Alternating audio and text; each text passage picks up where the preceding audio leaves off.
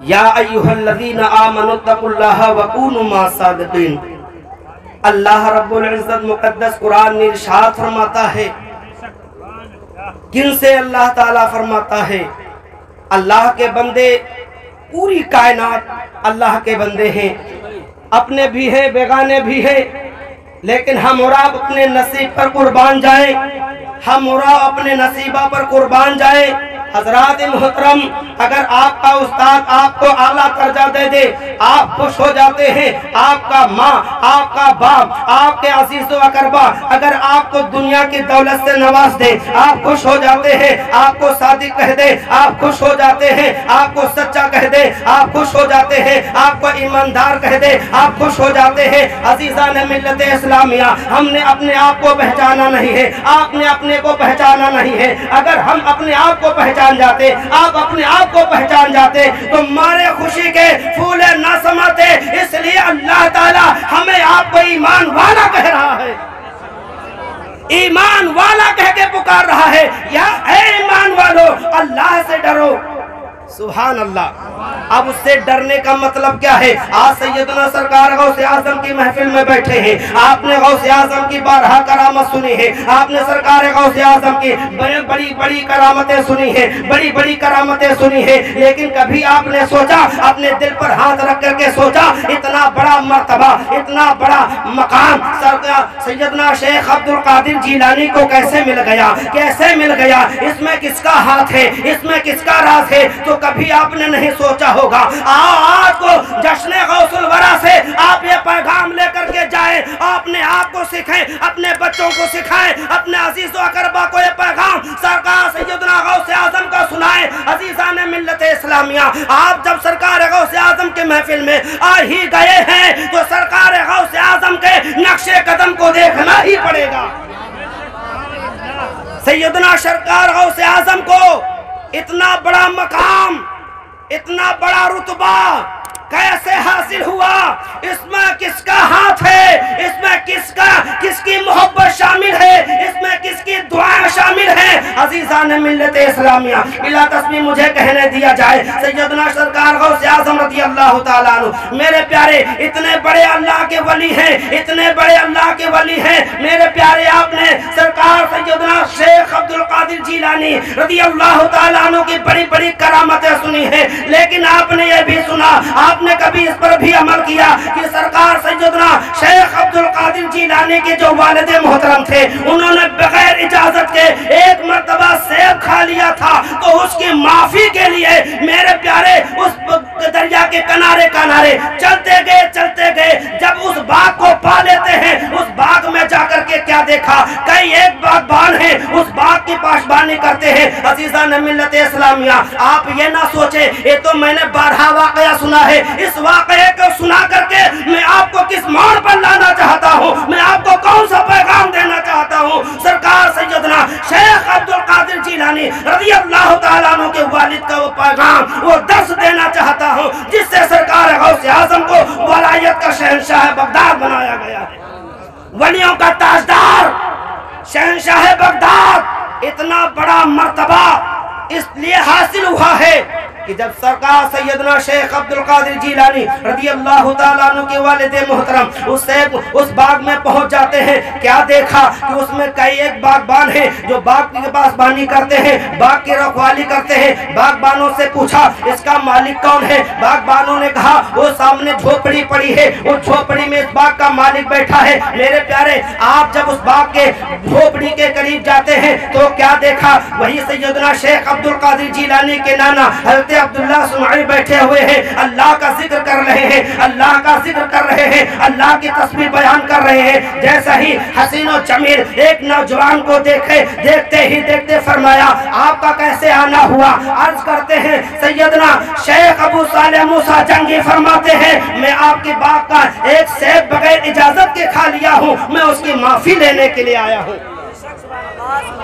میرے پیارے، ایک سیب بغیر اجازت کے کھا لیا، وہ بھی باغ میں نہیں، دریا میں بہتا ہوا آ رہا تھا، اس کو کھا لیا۔ اگر ہم اور آپ ہوتے، کوئی مولوی کہتا میاں آپ نے بغیر اجازت کے کھا لیا، تو ہمارا آپ کا جواب معلوم کیا ہوتا؟ क्या मैं उसके बाग में तोड़ने गया था? क्या मैं उसके बाग में गया था? ये तो बहता हुआ आया मेरे नसीब से, यही तो जवाब होता। नहीं मेरे प्यारे, इस्लाम इस चीज की इजाजत नहीं देता है, इस्लाम इस बात के लिए इजाजत नहीं देता है। अजीज़ान मिल्लत इस्लामिया, फिर क्या हुआ? अल्लाहु अकबर, कुर्बान जाओ। सरकार सैयदना शेख अब्दुल कादिर जिलानी के वालिद मोहतरम हजरत अब्दुल्ला मूसा जंगी दोस्त फरमाते हैं कि मैं उस सैब की माफी लेने के लिए आया हूँ। जैसा ही नाना गौसे आजम की नजर पड़ती है, फौरन समझ जाते हैं ये कोई आम बच्चा नहीं है, ये कोई आम इंसान आने वाला नहीं है, अल्लाह का कोई ये बंदा खास है जो एक सेब खा लिया है, उसकी माफी के लिए मेरी बारगाह में आया है। फरमाया हाँ हाँ, आपको एक सेब की माफी मिल सकती है, लेकिन जिस बाग का, जिस पेड़ का आपने फल खाया है, उस बाग की, उस पेड़ की, उस बाग की आपको 2 साल तक बागबानी करने पड़ेगी। सुभान अल्लाह, 2 साल तक इस बाग की देखभाल करनी पड़ेगी। सरकार सैयदना शेख अब्दुल कादिर के वालिद मोहतरम उसे कबूल फरमा लेते हैं। कबूल फरमाने के बाद जब 2 साल का अरसा पूरा हो जाता है,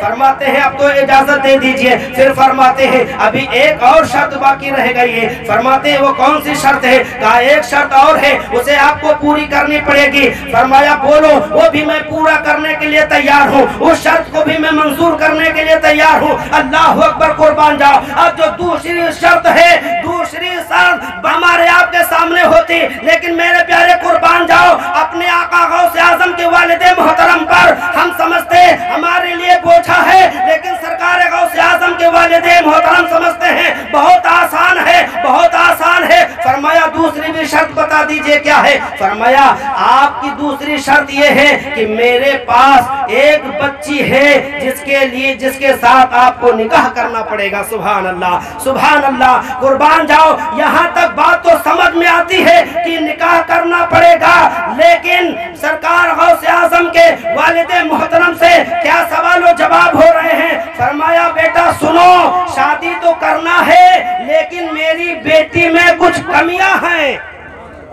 अल्लाहु अकबर। फरमाया वो कमी क्या है बता दीजिए। वो कमी जब बताते हैं मेरे प्यारे दंग रह जाते हैं सुनने वाले, लेकिन सरकार गौसे आजम के वालिदे मोहतरम है, कबूल फरमा लेते हैं। अल्लाह अकबर। क्या फरमाते हैं? मेरी बेटी आंखों की अंधी है, कानों की बहरी है, हाथों की लूली है, पैरों की लंगड़ी है, उससे तुम्हें निकाह करना पड़ेगा। अल्लाह अकबर। आज अगर तुम सरकार गौसे आजम के गुलाम कहलाते हो, अगर सरकार गौसे आजम के गुलाम कहलाते हो, तुम भी अपने बेटों का रिश्ता देखने के लिए जाते हो, तुम भी अपने बेटियों का रिश्ता देखने के लिए जाते हो। अगर उस बेटी में या उस बेटे में जरा बराबर कोई कमी होती है तो आप उसको ठुकरा देते हो, आप उसको कबूल नहीं फरमाते हो। मेरे प्यारे गौर करो, अरे जिसका हम गुण गाते हैं, जिसके हम गुलाम हैं, जिसको हम कहते हैं ये वलियों के शहंशाह हैं, उनके वालिदे मोहतरम जब ऐसा रिश्ता कबूल फरमाते हैं, उन्हीं के पुष्ट से, उन्हीं के नुत्फे से सैयदना सरकार गौसे आजम पैदा होते हैं। मेरे प्यारे, तो मेरे प्यारे हमें आपको भी चाहिए कि रिश्ता देखने में दुनिया ना देखें, दीन देखें। जोर से बोलो सुभान अल्लाह। जब हम दीन देखेंगे जब भी हमें इस्लाम का पैगाम मिलेगा। आज आखिर वजह क्या है? आज लोग इस्लाम से दूर होते चले जा रहे हैं, नमाजों से दूर होते चले जा रहे हैं, मदरसों से दूर होते चले जा रहे हैं, मुदर्रिसों के कोई ख्यालात नहीं है, इमामों से कोई ताल्लुक नहीं है। आखिर इसकी वजह क्या है मेरे मीठे इस्लामी भाइयों? उसकी वजह यही है कि हमारे सीने में कुरान नहीं है। अगर हमारे सीने में कुरान होता तो हम इनको हकारत की नजर से नहीं देखते, बल्कि हम इनको अपना ताज समझते। तभी तो किसी शायर ने फरमाया है कि प्यारे हबीब को पुकार, प्यारे हबीब को पुकार, प्यारे नबी का नाम ले, प्यारे हबीब को पुकार, प्यारे नबी का नाम ले, प्यारे हबीब को पुकार, प्यारे नबी का नाम ले। दामन मुस्तफा में आ पाए रसूल थाम ले, दामन मुस्तफा में आ पाए रसूल थाम ले। सरकार गौसे आजम की बारगाह में एक मुरीद रहता था। सरकार गौसे आजम के आने वाले मेहमानों को वजू कराता था, میرے پیارے 1 سال 2 سال 10 سال 20 سال یہاں تک کہ 40 سال گزر گئے. کتنے سال؟ زور سے بولو کتنے سال؟ کتنے سال گزر گئے؟ 40 سال.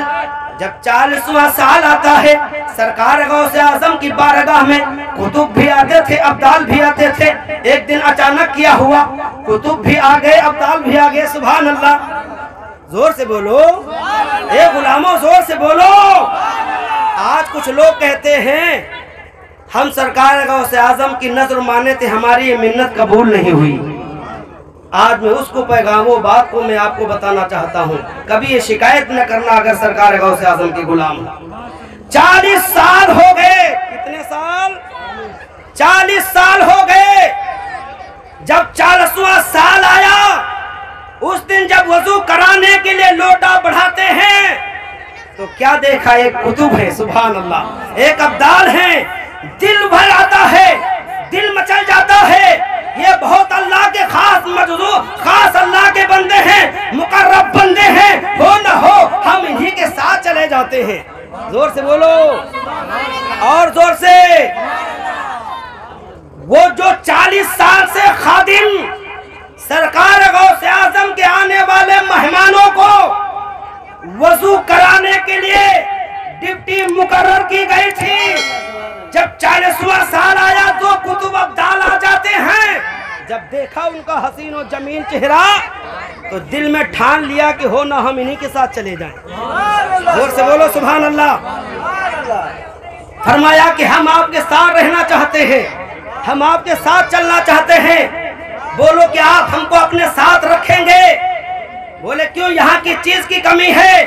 فرمایا 40 سال سے اس دربار میں ہوں، مجھے کچھ نہیں ملا ہے. اللہ اکبر. کیا فرمایا؟ 40 سال سے اس دربار میں پڑا ہوں، غوث کے غلاموں کو، آنے والے مہمانوں کو وضو کراتا ہوں. 40 سال سے کچھ نہیں ملا، میں اس لیے اس دربار کو چھوڑنا چاہتا ہوں. فرمایا ٹھیک ہے چلو میرے ساتھ. زور سے بولو سبحان اللہ. چلو میرے ساتھ. چلتے رہے. پورا دن گزر گیا، پوری رات گزر گئی. جب صبح کا وقت نمودار ہونے لگا اب وہ غلام کہتا ہے اب چلنے کی تاب نہ رہی، اب مجھ سے نہیں چلا جاتا ہے، اب مجھے کھانا کھلا دو، مجھے ناشتہ کرا دو. فرمایا نہیں، ابھی اور صبح ہونے دو.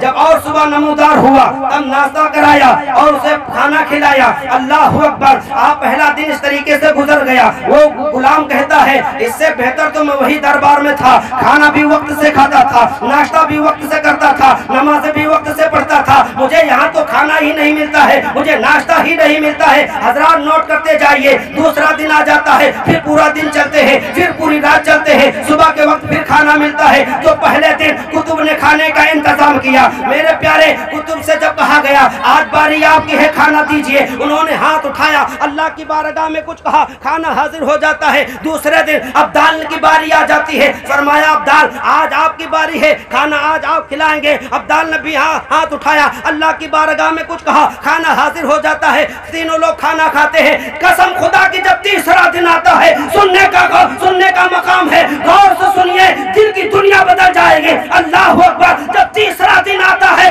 فرمایا کھانا کھلائیے. غلام سے کتب ابدال کہتے ہیں آج ہم دونوں کھانا نہیں کھلائیں گے، آج تو کھانا آپ کھلائیں گے. زور سے بولو سبحان اللہ. کیا فرمایا؟ آج تو کھانا آپ کھلائیں گے، آج ہماری باری نہیں ہے، آج تو آپ کی باری ہے. اللہ اکبر. اب وہ غلام کہنے لگا جو سرکار غوث اعظم کی بارگاہ میں 40 سال سے رہ رہا تھا، وہ غلام کہتا ہے میرے پاس نہ پیسہ ہے، نہ میرے پاس کوئی ایسے دولت ہے، کوئی سرمایہ ہے، کوئی شہرت نہیں ہے، میں اس علاقے کا اجنبی آدمی ہوں، میں کھانے کا انتظام کہاں سے کروں گا؟ تو کہا جس طرح کی سے ہم کھانا منگا لیتے تھے رب کی بارگاہ سے، اسی طرح آپ بھی منگا لیجئے. زور سے بولو سبحان اللہ. سبحان اللہ. اب جب تیسرے دن اس کی باری آئی غلام کی، اس نے بھی ہاتھ اٹھا دیا. خدا کی بارگاہ میں کیا کہا خدا جانے یا اس کا بندہ جانے. آج جب کھانا حاضر ہوا تو ایک قسم کا کھانا نہیں ہے، کئی قسم کا کھانا ہے. تمام نعمتیں ہیں دسترخوان پر سج جاتی ہیں. کتب بھی حیرت میں ہیں، ابدال بھی حیرت میں ہیں. کہ ہم جب خدا سے کھانا مانگتے تھے تو ایک قسم کا کھانا حاضر ہوا، لیکن جب اس غلام نے کھانا مانگا ہے تو کئی قسم کا کھانا حاضر ہو گیا۔ آخر اس کی وجہ کیا ہے؟ تو اس غلام سے عبدال نے کہا آپ بتائیے اللہ سے کیا کہا ہے، اللہ سے کس طرح سے مانگا ہے؟ آج جو کئی قسم کے کھانے آپ کے دسترخوان پر حاضر ہو گئے، غلام عبدال سے کہتا ہے آپ کیسے مانگتے تھے؟ کتب آپ بتا دیجئے اللہ سے آپ کس طرح کھانا مانگتے تھے؟ تو کتب عبدال نے کہا اگر ہم بتا دیں گے تو آپ کو بھی بتانا پڑے گا۔ کہا ہاں اگر آپ بتا دیں گے تو ہم بھی اس راز کو فاش کر دیں گے، ہم بھی بتا دیں گے۔ اللہ اکبر، قربان جاؤ۔ کتب نے کہا میں اللہ سے یہی کہتا تھا اے پروردگار، جو سرکار غوث اعظم کی بارگاہ میں سرکار غوث اعظم کے غلاموں کو 40 سال سے وضو کراتا ہے، اس کے صدقے میں کھانا بھیج دے۔ زور سے بولو۔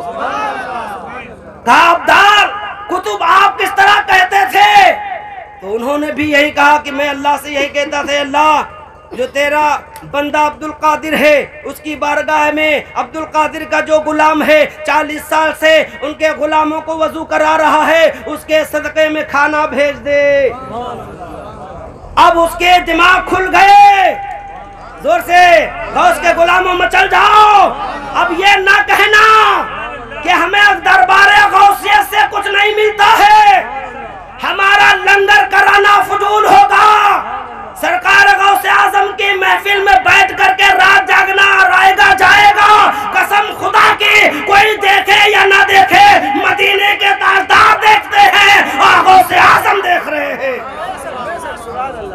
تو اللہ اکبر، اس کے دماغ کے پردے کھل جاتے ہیں۔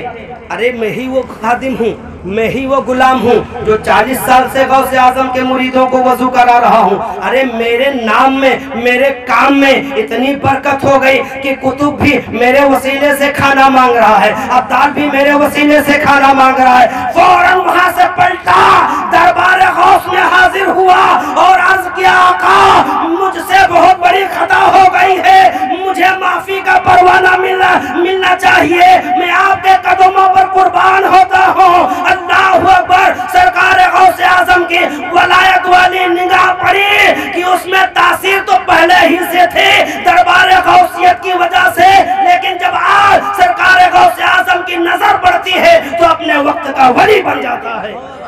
عزیزان ملت اسلامیہ، میں اپنے گفتگو کو ختم کرتا ہوں۔ انشاءاللہ الرحمن پھر کبھی وقت ملا تو آپ کی خدمت کریں گے۔ 2 شعر مجھ سے سن لیجئے، کہہ دیجئے یا رسول اللہ، اور زور سے بولیے یا حبیب اللہ۔ غوث الورا کی محفل، غوث الورا کی محفل جو بھی سجا رہے ہیں۔ بھئی اتنا ہی دم ہے، زور سے بول کے دکھاؤ سبحان اللہ۔ غوث الورا کی محفل جو بھی سجا رہے ہیں، ارے غوث الورا کی محفل